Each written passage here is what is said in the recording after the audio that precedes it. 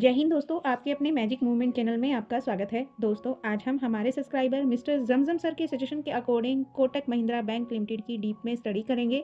दोस्तों, यदि आप भी जमजम सर की तरह किसी भी कंपनी या फिर म्यूचुअल फंड या फिर अपने पोर्टफोलियो का डिस्कशन चाहते हो, तो दोस्तों आप भी हमें कमेंट बॉक्स में सजेस्ट कर सकते हो। हम आपके सजेशन के अकॉर्डिंग भी वीडियो लेकर आएंगे और पोर्टफोलियो डिस्कशन के लिए डिस्क्रिप्शन बॉक्स में दी गई जीमेल आईडी पर आप अपने पोर्टफोलियो को पीडीएफ फॉर्म में हमें ईमेल कर सकते हो। हम आपके सजेशन के अकॉर्डिंग आपके पोर्टफोलियो का रिव्यू करेंगे और अपना ओपिनियन देने की कोशिश करेंगे। तो दोस्तों, वीडियो की शुरुआत करेंगे कोटक महिंद्रा बैंक की लेटेस्ट न्यूज के साथ। आज ही इस बैंक ने डी इन्वेस्टमेंट की 31% स्टेक की इनफिना फाइनेंस में से। दोस्तों, इनफिना फाइनेंस इस बैंक की एसोसिएटेड कंपनी है और इस कंपनी में से आज इसने अपने स्टेक को रिड्यूस किया। और अब डिस्कस करेंगे इजराइल ईरान वॉर का इस बैंक पर क्या इम्पैक्ट आता है। दोस्तों, इस बैंक पर इस वॉर का मिनिमल टू न्यूट्रल इम्पैक्ट है। हालांकि इस कंपनी की प्रेजेंस गल्फ कंट्रीज में है। दुबई इंटरनेशनल फाइनेंशियल सेंटर में इस कंपनी की एक ब्रांच है। गल्फ कंट्रीज के अलावा इस कंपनी की branches UK, USA, Singapore etcetera countries में भी हैं, लेकिन इजराइल में इस कंपनी की कोई प्रेजेंस नहीं है।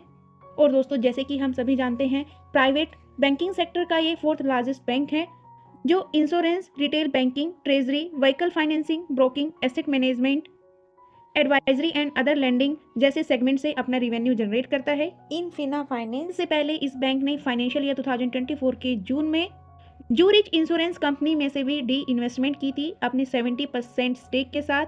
और दोस्तों, इस कंपनी के ऊपर फाइनेंशियल ईयर 2024 के अक्टूबर में आरबीआई की तरफ से रिस्ट्रिक्शंस भी लगी, उनको सोल्व आउट भी किया। लेकिन इस कंपनी के स्टॉक में फाइनेंशियल ईयर 2024 के अक्टूबर के बाद काफ़ी वोलेटिलिटी रही। इस कंपनी के स्टॉक में अप्स और डाउन काफ़ी रहे। लेकिन दोस्तों, इंडिया का फोर्थ लार्जेस्ट प्राइवेट बैंक है, स्ट्रॉन्ग बिजनेस वाला बैंक है, लास्ट 4 ईयर से कंटिन्यू अपने रेवेन्यू और प्रॉफिट को इंक्रीज कर रहा है ईयर ऑन ईयर बेसिस पर, और साथ में क्वार्टर ऑन क्वार्टर बेसिस पर भी लास्ट 5 क्वार्टर से इस कंपनी का रेवेन्यू इंक्रीज हो रहा है दिसंबर 2024 के क्वार्टर के कंपैरिजन में।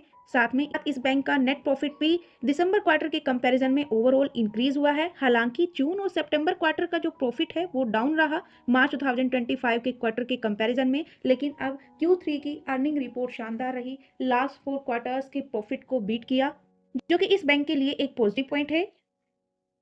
और फिन स्टार की तरफ से ये बैंक 4 स्टार बैंक है। इस बैंक का मार्केट कैप 3 लाख CR के आसपास है और इस बैंक की ROCE 16.20%, ROE 15.39%। लेकिन इस बैंक के फाइनेंशियल्स वीक है और इस बैंक की एफिशिएंसी एक्सीलेंट है और ये बैंक अपने शेयर होल्डर्स को डिविडेंड भी पे आउट करता है। Dividend is 0.14%। इस बैंक में प्रमोटर्स का स्टेक 25.87%। प्रमोटर्स के अलावा FIIs का स्टेक 29.36%। अगर इस FII स्टेक को फाइनेंशियल ईयर 2023 के जून से कंपेयर करें तो दोस्तों, जून 2023 में FIIs इसमें 41.54% का स्टेक होल्ड करती थी, जो धीरे धीरे कंटिन्यू अपने स्टेक को स्लाइटली डिक्रीज कर रही है। हालांकि DIIs इस बैंक में अपोजिट कर रही है। DII जून 2023 में इस बैंक में 19.57% स्टेक होल्ड करती थी, जिसने धीरे धीरे अपने स्टेक को इंक्रीज किया और अभी 32.88% स्टेक होल्ड करती है। इसके प्रमोटर से ज़्यादा इस कंपनी में DIIs का स्टेक है। और इस बैंक में पब्लिक का स्टेक 11.90% है, जो कि जून 2023 में 12.92% था। पब्लिक का स्टेक इसमें डिक्रीज हुआ है और इस पब्लिक के स्टेक में भी 3.39% स्टेक अदर पार्टीज का है। रिटेल इन्वेस्टर्स का 8.50% है। इस बैंक के सुपर प्रमोटर उदय सुरेश कोटक जी 25.69% स्टेक के साथ। इनके अलावा इनकी फैमिली ही इस कंपनी की प्रमोटर हैं। और इस बैंक के सुपर इन्वेस्टर LIC 4719 CR की होल्डिंग के साथ 6.39% स्टेक इसमें होल्ड करती हैं। LIC की तरफ से दिसंबर क्वार्टर में इस कंपनी में स्लाइटली अपने स्टेक को इंक्रीज किया गया। और इनके अलावा इस कंपनी के super investors government pension fund 1.37% stake के साथ, क्यूपेक फंड 1.16% स्टेक के साथ, HDFC म्यूचुअल फंड 3.24% स्टेक के साथ। HDFC म्यूचुअल फंड की तरफ से भी दिसंबर क्वार्टर में इस बैंक में अपने स्टेक को इंक्रीज किया गया।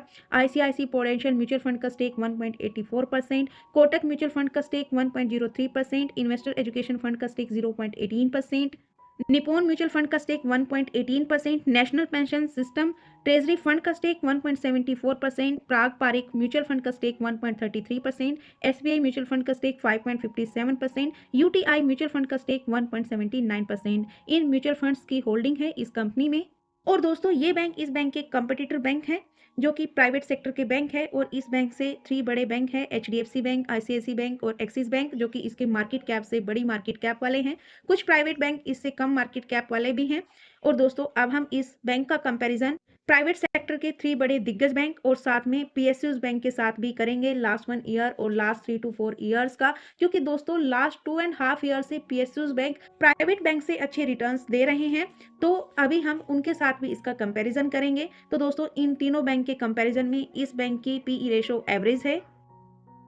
और अभी हम कंपैरिजन करेंगे प्राइवेट सेक्टर के तो दिग्गज बैंक के साथ लास्ट 1 ईयर्स के रिटर्न्स का, एचडीएफसी बैंक और आईसीआईसी बैंक के साथ। तो दोस्तों मार्केट के लास्ट 1 ईयर के नेगेटिव सेंटीमेंट में इन तीनों ही बैंक ने नेगेटिव में रिटर्न्स दिए। हालांकि आईसीआईसी बैंक के इन दोनों के कंपैरिजन में लो नेगेटिव रिटर्न्स रहे, लेकिन दोस्तों लास्ट 1 ईयर में फाइनेंस सेक्टर्स ने अच्छे रिटर्न्स दिए। फाइनेंस सेक्टर्स के स्टॉक अपसाइड मूव करते रहे, लेकिन फिर भी इन प्राइवेट बैंक ने अंडर परफॉर्म किया।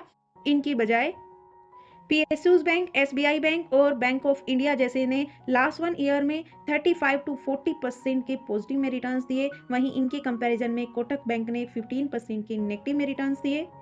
लेकिन दोस्तों इन प्राइवेट बैंक्स में से एक्सिस बैंक ने लास्ट 1 ईयर में पॉजिटिव में रिटर्न्स दिए 8.23% के। वहीं पर पीएसयूज बैंक में पीएनबी बैंक ने भी लास्ट 1 ईयर में 34% के पॉजिटिव में रिटर्न्स दिए। और लॉन्ग टर्म के रिटर्न्स भी कंपेयर करें तो दोस्तों लास्ट 5 ईयर में एचडीएफसी बैंक ने नेगेटिव में रिटर्न्स दिए 0.01% के और आईसीआईसी बैंक ने पॉजिटिव में रिटर्न्स दिए 105% के। और एक्सिस बैंक ने भी लास्ट 5 ईयर में 64.74% के पॉजिटिव में रिटर्न्स दिए, जबकि कोटक बैंक ने 4.61% के नेगेटिव में रिटर्न्स दिए। तो लास्ट 3 ईयर से पीएसयूज बैंक में जो बोल वाला चल रहा है, लास्ट 3 ईयर में एसबीआई बैंक ने 86.56% के पॉजिटिव में रिटर्न्स दिए, जबकि लास्ट 3 ईयर्स में कोटक बैंक ने भी 4.75% के पॉजिटिव में रिटर्न्स दिए। वहीं पर बैंक ऑफ इंडिया ने भी 87% के पॉजिटिव में रिटर्न्स दिए और पीएनबी ने भी 107% के पॉजिटिव में रिटर्न्स दिए लास्ट 3 ईयर्स में। पीएसयूज बैंक ने, पीएनबी ने लास्ट 3 ईयर्स में हाई रिटर्न्स दिए। तो दोस्तों इनका कंपैरिजन करने से हमें ये पता चल रहा है कि प्राइवेट सेक्टर्स के जो बैंक हैं, दिग्गज बैंक है, वो अभी अंडर परफॉर्म कर रहे हैं पीएसयूज बैंक के कंपैरिजन में। हालांकि इन प्राइवेट बैंक में से आईसीआईसी बैंक थोड़ा पॉजिटिव परफॉर्म कर रहा है। तो स्टॉक मार्केट के एनसिस की रेटिंग को डिस्कस करें। इस बैंक की रेटिंग को लेकर 69% एनसिस्ट इस कंपनी में बाय करने की रेटिंग दे रहे हैं। साथ में इस बैंक में फाइनेंशियल ईयर 2026 लगने के बाद मोतीलाल ओसवाल ने भी फिर से बाय करने की रेटिंग दी, टारगेट प्राइस दिए 500 के, और प्रभुदास लिरदर जी ने भी बाय करने की रेटिंग दी। इनके टारगेट प्राइस भी सेम रहे 500 के। दोस्तों भले ही ये बैंक अंडर परफॉर्म कर रहा है, लेकिन इस बैंक के वॉल्यूम्स में लास्ट 1 मंथ से लेकर लास्ट ट्रेडिंग सेशन तक डिलीवरी वॉल्यूम 65% के आसपास रहे, यानी लॉन्ग टर्म के इन्वेस्टर्स ज़्यादा हैं। और आज के ट्रेडिंग सेशन में भी 2 CR का वॉल्यूम रहा। बैंक के स्कोर कार्ड को स्टडी करें तो दोस्तों इस बैंक की परफॉर्मेंस अभी लो है, वैल्यूएशन हाई है मार्केट एवरेज के कंपैरिजन में। साथ में आपने कंपटीटर बैंक के कंपैरिजन में इस कंपनी की वैल्यूएशन एवरेज है, किसी से अप तो किसी से डाउन। ग्रोथ इसमें एवरेज है, प्रॉफिटेबिलिटी हाई है, एंट्री पॉइंट गुड है। इस बैंक का स्टॉक फंडामेंटली भी साथ में टेक्निकली भी अंडर प्राइस है और रेड फ्लैग भी लो है, जो कि इस बैंक के लिए एक थर्ड पॉजिटिव पॉइंट है। लेकिन इस बैंक को अगर लास्ट 1 ईयर के चार्ट फ्रेम पर स्टडी करें इसके वॉल्यूम्स और इसकी 200 डीएमए के प्राइस के साथ, तो दोस्तों ये बैंक लास्ट 1 ईयर में अपने 200 डीएमए के ऊपर ही ट्रेड करता रहा, यानी लास्ट 1 ईयर में इसमें लगभग बुलिश ट्रेंड बना रहा, क्योंकि पूरा फाइनेंस सेक्टर्स मार्केट के नेगेटिव सेंटीमेंट में पॉजिटिव में परफॉर्म कर रहा था। और जैसे ही इजराइल ईरान वॉर फिर से स्टार्ट हुआ तो इस बैंक ने अपने 200 डीएमए को ब्रेक डाउन किया और अभी काफ़ी करेक्ट हो चुका है अपने 200 डीएमए से। लेकिन लास्ट 1 ईयर में इस बैंक में वॉल्यूम कंटिन्यू बना रहा, जो कि इस बैंक के लिए एक पॉजिटिव पॉइंट है।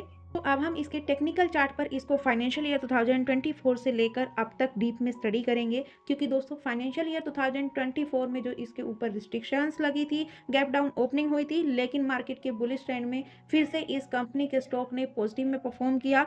और फाइनेंशियल ईयर 2025 लगने के बाद तो फाइनेंस सेक्टर ने पॉजिटिव में परफॉर्म किया, तो इस स्टॉक में भी फिर से यू टर्न आया और फिर से इस बैंक ने अपना ऑल टाइम हाई लगाया। हालांकि लास्ट 1 ईयर में इस बैंक का स्टॉक अपने हाई रेजिस्टेंस और अपने ₹386 के सपोर्ट में कंसोलिडेट करता रहा, रेजिस्टेंस और सपोर्ट। और दोस्तों जैसे ही इजराइल ईरान युद्ध स्टार्ट हुआ तो इस बैंक ने इस सपोर्ट को भी ब्रेक डाउन किया, क्योंकि दोस्तों इस वॉर का इम्पैक्ट सभी सेक्टर्स पर पड़ा, पूरी वर्ल्ड की मार्केट पर पड़ा, सभी मार्केट अंडर परफॉर्म करने लगी, तो इस बैंक के स्टॉक ने भी ब्रेक डाउन किया। हालांकि इस बैंक की Q3 की अर्निंग रिपोर्ट पॉजिटिव थी। तो दोस्तों अभी इस बैंक का स्टॉक 386 के फर्स्ट रेजिस्टेंस और 334 के फर्स्ट स्ट्रॉन्ग सपोर्ट के बीच में ट्रेड कर रहा है, और 334 के सपोर्ट को फाइनेंशियल ईयर 2025 की गिरावट में भी रिटेस्ट किया था और इसी सपोर्ट से ही इसमें बाइंग वॉल्यूम आया था। तो अभी मार्केट की वोलेटिलिटी को देखते हुए इस बैंक का जो सेकेंड सपोर्ट रहेगा 309 रुपीज रहेगा। अगर आप आज की तरह मार्केट के सेंटीमेंट पॉजिटिव बनते हैं और साथ में इसको Q3 की अर्निंग सपोर्ट की तरह Q4 की अर्निंग का भी सपोर्ट मिलता है, तो हो सकता है इस बैंक में फिर से बाइंग वॉल्यूम नजर आए। लेकिन दोस्तों अगर स्टॉक मार्केट के सेंटीमेंट नेगेटिव बने रहे तो अभी अच्छी खासी और प्रॉफिट बुकिंग हो सकती है। तो बात करें इस बैंक के कंक्लूजन की, इस बैंक के फंडामेंटल्स टेक्निकल्स को स्टडी करने के बाद मेरे ओपिनियन से अभी इस बैंक में फ्रेश एंट्री के लिए वेट एंड वॉच करना चाहिए मार्केट के पॉजिटिव सेंटीमेंट का और साथ में इसके Q4 की अर्निंग रिपोर्ट का, क्योंकि अभी ऑलमोस्ट प्राइवेट सेक्टर्स के बैंक अंडर परफॉर्म कर रहे हैं। स्टॉक मार्केट की एनसिस की रेटिंग में भी मैक्सिमम बाय करने की रेटिंग PSUs बैंक पर अभी भी कायम है। तो अभी इस बैंक में मेरे ओपिनियन से तो वेट एंड वॉच करना चाहिए। बाकी मेरी तरफ से किसी भी स्टॉक के लिए किसी भी टाइप की कोई रिकमेंडेशन या प्रिडिक्शन नहीं है, ये जस्ट मेरा ओपिनियन है एजुकेशनल पर्पज से। इस बैंक के फंडामेंटल्स टेक्निकल्स को स्टडी करने के बाद आप मेरे ओपिनियन को रिकमेंडेशन ना समझे, आप स्टॉक मार्केट में सोचकर समझकर सेबी से रजिस्टर्ड एनालिस्ट की एडवाइस से ही कोई भी डिसीजन ले। तो दोस्तों आप इन प्राइवेट बैंक्स में से किस बैंक में इन्वेस्टेड हो और इन चारों बैंक के बारे में आप क्या राय रखते हो, आगे फाइनेंस सेक्टर के बारे में क्या राय रखते हो, क्योंकि स्टॉक मार्केट के लास्ट 1 ईयर के नेगेटिव सेंटीमेंट में तो ऑलमोस्ट फाइनेंस सेक्टर ने अच्छा परफॉर्म किया, लेकिन क्या आगे भी फाइनेंस सेक्टर अच्छा परफॉर्म करेगा? आपकी इस सेक्टर को लेकर क्या राय है, अपनी राय को कमेंट बॉक्स में जरूर शेयर कीजिए। और यदि आपको इस वीडियो में कुछ कमी नजर आए तो प्लीज उसका भी फीडबैक दीजिए, ताकि हम आपको और अच्छा कंटेंट प्रोवाइड करा सके। और यदि आपको हमारे एफर्ट्स वीडियो पसंद आए तो प्लीज वीडियो को लाइक शेयर एंड कमेंट करना ना भूलें। चैनल पर नए हो तो चैनल को सब्सक्राइब कीजिए, बेल आइकन को प्रेस कीजिए। अभी तक हमारे साथ बने रहने के लिए बहुत बहुत धन्यवाद दोस्तों। मिलते हैं नेक्स्ट वीडियो में, तब तक के लिए बाय बाय दोस्तों। दोस्तों लाइक कर दो प्लीज।